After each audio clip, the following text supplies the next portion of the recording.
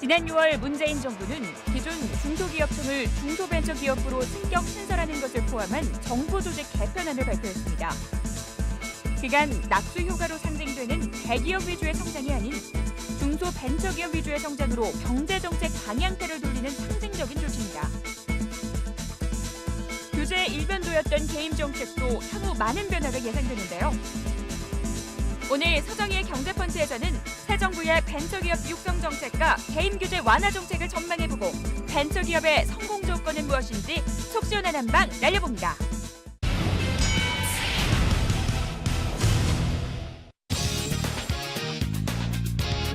안녕하세요. 서정희의 경제펀치 서정희입니다.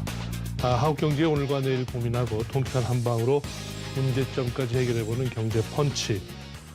오늘 함께해 주실 분 소개드립니다. 김병관 더불어민주당 의원님 자리해 주셨습니다. 안녕하세요. 네, 안녕하세요. 네, 김 의원님은 워낙 유명세를 많이 타시는 분이라 따로 소개는 안 드리겠습니다만 어떻게 의원 생활 벌써 해보신 지 1년 좀 넘으셨죠? 네, 1년 2개월째 하고 있습니다. 저희가 그 대선 이후에 새 정부의 거시 정책 부분적으로 몇 개의 그 산업 정책에 대해서 관련 분들 모시고 여쭤보고 있습니다. 오늘 김 의원님 모시고 특히 이제 중소 기업 정책, 벤처 정책, 미래 방향에 대해서 같이 여쭤보고 좀 도움 말씀 듣고자 합니다. 얼마 전에 어떤 인터뷰 내용을 참고해 보니까 아마 내가 지금 창업한다면 자신이 별로 없다. 네네. 이렇게 얘기를 하셨는데 그게 무슨 뜻입니까?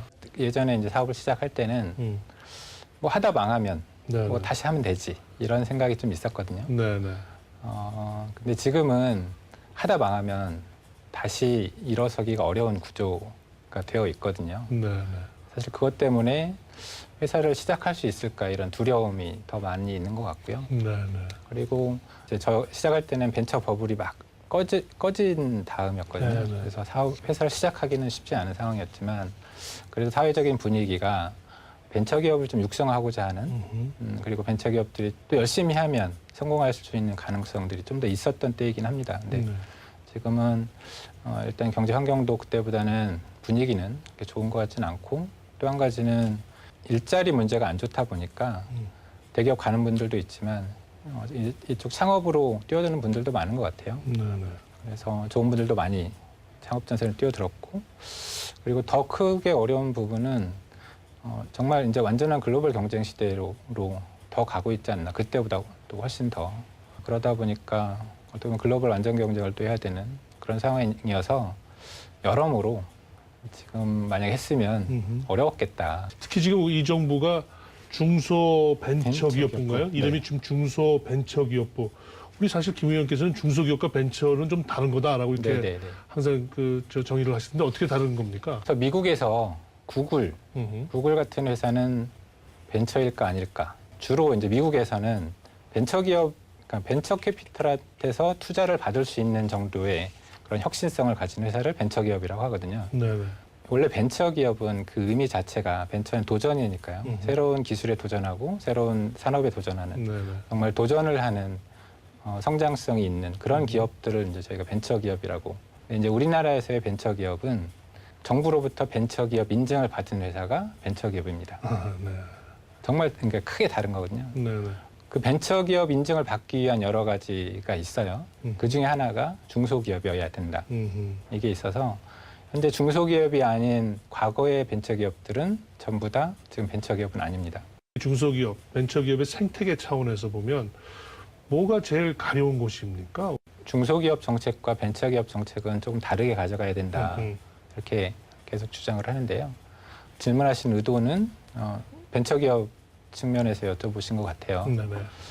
벤처기업은 제일 중요한 건 이제 시작 단계에서부터 이 벤처기업이 성장해 나가서 중견기업이 되고 대기업이 되어가는 전 주기가 있을 겁니다. 그러니까 그 주기의 모든 과정이 다 중요한데 지금까지의 벤처기업 정책은 중소기업 정책과 크게 다르지 않았거든요. 그래서 필요한 회사에 자금을 용자를 해주고 그다음에 창업하는 단계에 있어서 정부가 좀 도움을 주고 그 이후에 어떤 정책적인 것, 생태계를 만들어가는 부분에 있어서는 정부가 큰 역할을 하지는 못했습니다. 그러니까 물론 그 생태계를 만들기 위해서 전혀 노력하지 않지는 않았지만 그 이후의 생태계를 만들어주지 못했던 부분들이 있는데 그걸 만들어주는 게 좀 더 중요한 부분인 것 같습니다. 그게 가장 가려운 부분인 것 같고요. 처음에 시작하는 기업들은 뭔가 외부의 손으로 이렇게 도와줘야 되나요? 저는 이제 도와준다는 개념보다는 우리가 정책적으로 벤처기업을 육성해야 된다. 그런 측면에서 접근하는 게 맞는 것 같습니다. 불쌍한 회사, 어려운 회사, 이런 회사를 도와준다는 개념, 물론 그런 해야 되는 영역도 있겠지만 저희가 얘기하는 벤처기업을 얘기하는 것들은 그런 벤처기업들이 많이 나오면서 그 회사들이 성장해 나가면서 많은 일자리 창출도 하고 우리나라 경제를 또 이끌어갈 수 있는 기반이 될 수 있고 그렇기 때문에 그 회사들을 지원을 해줘야 되는 건데 중소기업 정책은 대부분 다 어려운 기업들 지원해주는 그런 정책에 머물러 있거든요. 그래서 중소기업과 벤처기업에 대한 어떤 정책적인 차이가 현재는 이렇게 크지 않은 상태로 된 거고요. 그래서 아까 대표님 말씀하신 그 둘 사이에 영역이 좀 모호해진 그래서 왜 벤처기업을 도와줘야 되냐 이런 질문을 또 하신 것 같아요. 네. 제가 보기에는. 네, 맞습니다. 네. 중소벤처기업부가 생긴다는 것에 대해서 반가움을 나타내는 분도 있는 반면에 네. 기업 생태계에서 중요한 건 뭔가 기술적으로나 비즈니스 아이디어 차원에서 소위 말해서 그렇죠. 싹수가 있으면 이런 정글 생태계에서 함부로 싹이 밟히지 않게 네. 잘 클 수 있게 네. 도와주는 게 필요하지 않겠다는 그럼요. 생각이 드는데요. 자칫 지금 싹수는 없는데 정부 지원을 잘만 미양 바라는 해바라기 기업처럼 하다 보면 오히려 그 생태계가 망가진다. 네. 사실 지금 그런 기업들이 네. 솔직히 우리 생태계에 많이 있습니다. 네. 회사를 창업하는 데 도움을 주려고 네. 하는 거기에 정책이 좀 많이 맞춰져 있거든요. 그게 결과적으로 우리나라 벤처기업 개수가 몇 개가 늘었고 그다음에 뭐 투자 금액이 얼마가 늘었고 이런 양적인 투자 지표를 가지고 결과를 평가해 왔기 때문에 정부 네. 정책이 네. 그러다 보니까 말씀하신 약간 체리피커 같은 그런 회사들도 많이 생겼고요. 네. 정책 자금을 이용해서 사업하는 그런 회사들이 많아졌는데 어쨌든 그거보다는 정말 싹수가 있는 기업들이 투자를 많이 받고 정책적으로 도움을 받고 네. 그래서 그 회사가 중견기업, 대기업으로 커나갈 수 있도록 만들어주는 게 저는 정부 정책이 해야 될 일이라고 보거든요. 네. 나름대로 비전이 명확하게 있을 법한 좋은 비즈니스 아이템을 많이 그 젊은 인력들이 거기에 달려들어서 한번 도전해보고 하는 네네.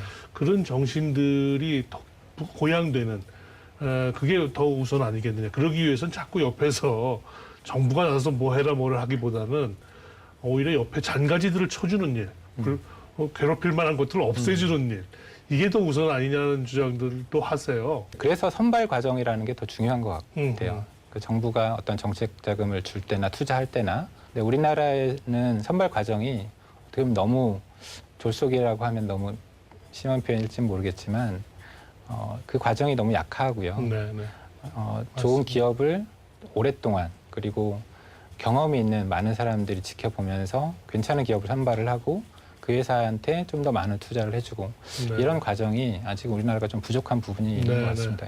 지금 그 대목 말씀이 참 와닿네요. 선발이 어떻게 보면 그 선정하는 과정이 어떻게 보면 거의 다인 것 같습니다. 네, 우리나라에서 지금 선발 과정이 좀 부족하다 보니까 자신이 없거든요. 선발된 기업에 대해서. 그래서 작은 금액들을 정말 이렇게 조금씩 지원해주는 그렇게 되는데 정말로 괜찮은 기업, 엄격한 선발 과정을 거쳐서 선발된 기업 같은 경우는 더 큰 금액을 투자할 수도 있고요. 네. 그런 회사들이 훨씬 더 성장 가능성이 있지 않을까. 새 정부가 아까 정부조직법을 고치면서 중소벤처기업부 이거를 탄생시키게 됐는데 이 과정에 우리 김 의원님도 일조하신 건가요? 우리 당의 오래된 공약이기도 하고요. 네. 그리고 물론 이제 저도 계속 중소벤처부를 만들어야 된다고 제안을 드렸던 게 지금 이제 미래부가 가지고 있는 창업정책 기능 그렇습니다. 이 부분과 산업부 그리고 중소기업청이 가지고 있는 그런 기능들이 약간 중복되기도 하고 충돌되기도 하고 이런 문제들이 있었거든요. 네. 그래서 그런 기능들은 좀 통합될 필요가 있겠다. 그래서 중소벤처부, 중소벤처기업부에서 그런 통합 기능, 통합 조정 기능을 하는 편이 더 좋겠다 이런 생각들은 많이 들었고 이제 그런 의견들을 제가 피력을 많이 했죠. 네. 정부조직법이 통과가 안 돼서 그렇지 중소벤처기업부도 이제 장관이 임명돼야죠. 새로 선임이 네, 돼야 네, 됩니다. 인선이 네. 돼야 되는데 우리 문재인 대통령께서 우리 김 의원께 정중하게 저 한번 맡아줄 것을 아유, 부탁한다면 어떻게 하시겠습니까? 아마 더 좋은 분을 열심히 찾고 계실 겁니다. 그래도 적입이다. 우리 저 여러 그 젊은이들의 하나의 또 표상이고 상징적으로 한번 초대 장관을 한번 이끌어 보면 어떻겠느냐. 그렇게 곤란한 질문을 제가 어딘가 쓰임이 있다면 네, 네. 저는 뭐 얼마든지 뭐 할 수 있다고 생각합니다. 네, 네. 아마 근데 더 경험이 많으신 음, 분을 찾고 계시지 않나 이렇게 싶습니다. 이 중소기업에 대한 그 여러 가지 공약사항이나 이런 게 워낙 강하게 들어있기 때문에 이 정부에서는 굉장히 강조가 될 거는 같고 예산도 많이 투입은 될 것 같다. 특히 초기에 어떤 뭐 이 벤처 창업 기업과 관련해서는 융자와 투자들 구분하시고 여러 가지 이제 뭐 얘기들을 전에 인터뷰를 네. 찾아보니까 있으시더라고요. 뭐 큰 틀을 잡는 데 있으면 몇 가지 한번 얘기를 해주시죠. 특히 이제 벤처기업 정책이 있어서 중요한 부분은 융자 중심이 아닌 투자 중심으로 가야 된다. 이런 말씀을 제가 많이 드리는데요. 특히 이제 중소기업 같은 경우는 긴급 자금 융통이나 이런 걸 위해서 대부분 다 융자를 해줬거든요. 물론 그 핏줄이 막혔을 때 일시적인 그 자금 경색을 풀어주기 위해서 융통해주고 융자 방식으로 해주는 건 좋지만 사실 이제 벤처기업 정책 같은 경우는 워낙 리스크가 큰 사업이기도 하고요.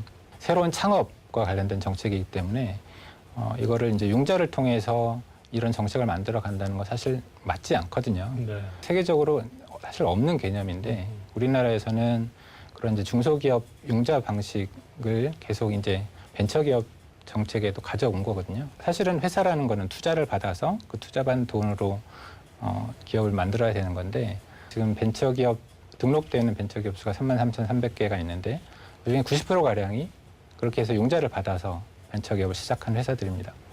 그러다 보니까 문제는 이제 벤처기업이 워낙 리스크가 큰 사업들을 하다 보니까 많이 실패하거든요.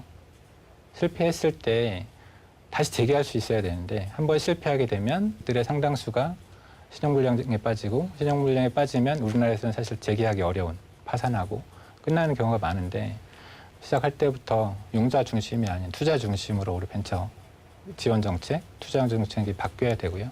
그리고 그 과정에서 한 번 실패한 기업인들이 다시 재개할 수 있는 방법들을 지원하기 위한 노력들 이런 것들도 저는 많이 더 해야 되는 것 같습니다. 지금보다. 네, 네. 우리나라에서는 어떻게 보면 대기업과 중소기업 중에서 부분적으로는 중소기업이 참 힘들다 그러지만 대기업들은 모르는 얘기야. 우리는 글로벌 경쟁에 노출돼 있기 때문에 중소기업이 사실은 좀 더 쉬울 수도 있어. 이런 말씀을 대기업 쪽에서 하는데 그래도 중소기업이 참 어렵다고 봤는데요. 이제 진짜 글로벌 경쟁까지 다 노출이 된다고 한다면 정부 지원만으로는 안 될 것 같은데 뭔가 강한 체력을 키우는 데는 뭐가 또 필요할까요? 기존의 이제 중소기업들, 벤처기업들 포함해서요.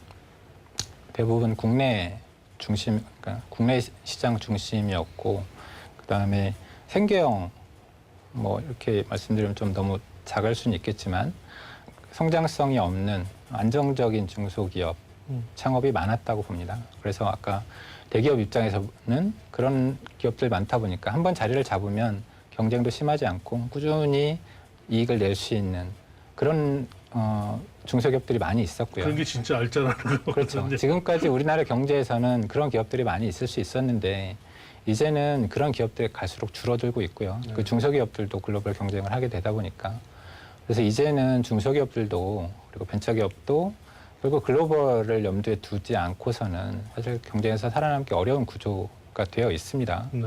그래서 창업할 때부터 글로벌을 지향해서 전 세계를 상대로 그 사업화를 하는 그런 벤처기업들이 저는 많이 생겨나야 된다고 네. 보고요.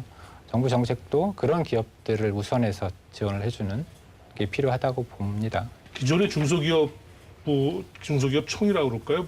뭐 동반성장위원회인가 뭐 네. 그런 것도 있지만 항상 중소기업 쪽은 뭔가 자꾸 너무 보호만 해야 된다는 그렇죠. 쪽으로 네. 자꾸 얘기가 돼서요. 네, 그 새로운 산업에 의해서 가장 영향을 많이 받는 게 어떻게 보면 중소기업. 그다음에 이제 특히나 생계형 창업으로 기업을 하시는 분들이 많고, 그다음에 우리나라 어쨌건 전체 그 근로자의 노동자의 90% 가까이가 중소기업이다 보니까 어떤 외부로부터 발생한 충격에 대해서 사실 타격을 좀 많이 입을 수 있기 때문에 네. 그 충격을 완화해 줄 수 있는 어떤 정부 정책들, 정책 자금의 집행 이런 것들은 사실 필요한 것 같고요. 네. 그렇다고 너무 과도한 중소기업이 어떤 보호 측면에서 이렇게 하는 거는 중소기업 경쟁력을 또 떨어뜨릴 수도 있기 때문에 적절한 좀 조화가 필요한 것 같습니다. 네, 네. 우리 또 김 의원님 전문 영역 중에 하나인 게임 네. 게임 산업 쪽에 좀 여쭙겠습니다.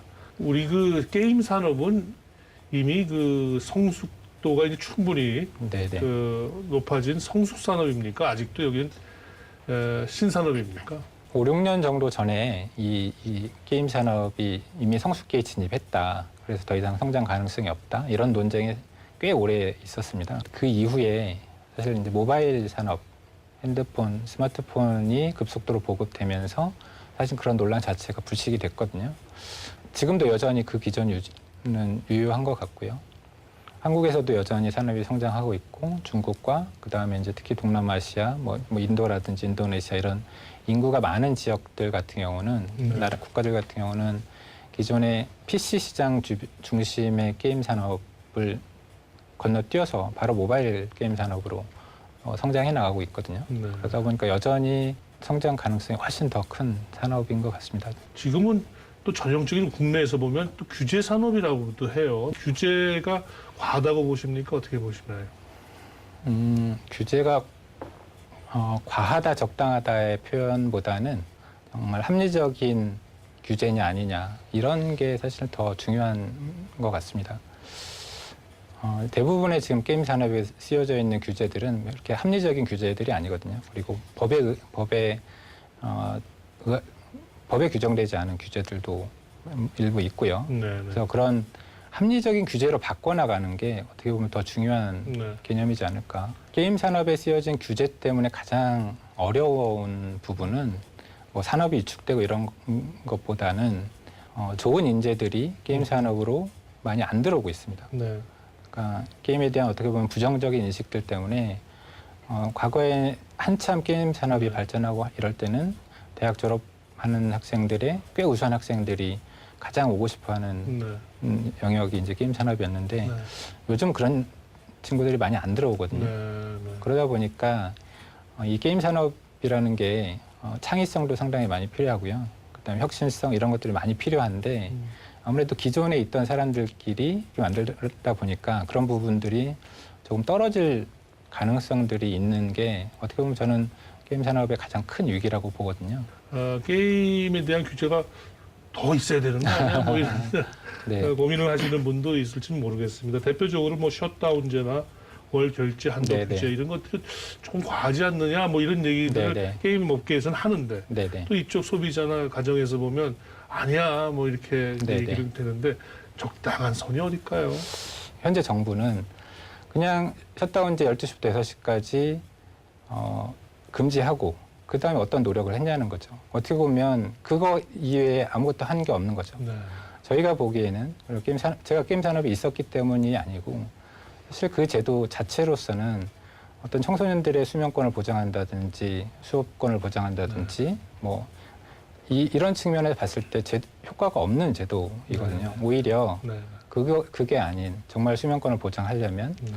뭐 학교 제도를 바꾼다든지 교육 환경을 바꾼다든지 네, 네. 이런 게 훨씬 더 중요한 부분인 그렇죠. 것 같고 해외에서는 게임을 통해서 스트레스를 많이 풀 수 있는 부분들도 있기 때문에 그러니까 그런 부정적인 효과들을 좀 양성화할 수 있는 방법들에 대한 제도 개선, 그러니까 네. 뭐 연구라든지 이런 걸 해야 되는데 사실 정부에서는 그런 정책들은 안 만들고 있거든요. 네. 오히려 그것들 같이 하면서 셧다운제도 하나의 그 연장 네. 같은 동일선상에서 검토해 볼 수 있는 사안이겠지만 현재로서는 세계적으로 우리나라밖에 없는 제도이기도 하고요. 그 정책적으로 효과도 뭐 저희가 볼 때는 거의 없고 오히려 역효과만 발생시키는 그런 제도를 유지할 필요는 없다. 그리고 게임법에 이미 반영이 돼 있는 거를 청소년보호법의 이중 규제를 지금 하고 있는 상황이어서 거기에 대해서 개선이 필요하다고 말씀드리는 거죠. 우리나라 규제가 대부분 그래요. 이 보고 다 사후 약방문식으로 결국은 책임 회피를 위해서 정부에서 이렇게 하다 보니까 실효성은 없으면서 뭐 오만 곳에 걸리게 되고 그래서 잘은 모르겠습니다만 하여튼 게임 산업 쪽에서는 우리 김 의원께서 전문가시니까 그거 여러 가지로 개선하려고 사실 또 국회에 들어가신 거 아닙니까? 그것도 제가 해야 될 역할 중 하나라고 생각하고 있습니다. 이 게임업계에서도 이제 새로 시작한다는 건 더더욱 힘들 수도 있고 네. 이 양극화 쪽에서 이게 서로 이해가 갈릴지도 모르겠습니다. 우리 김 의원께서는 이 부분을 누구 편을 들어주시겠어요?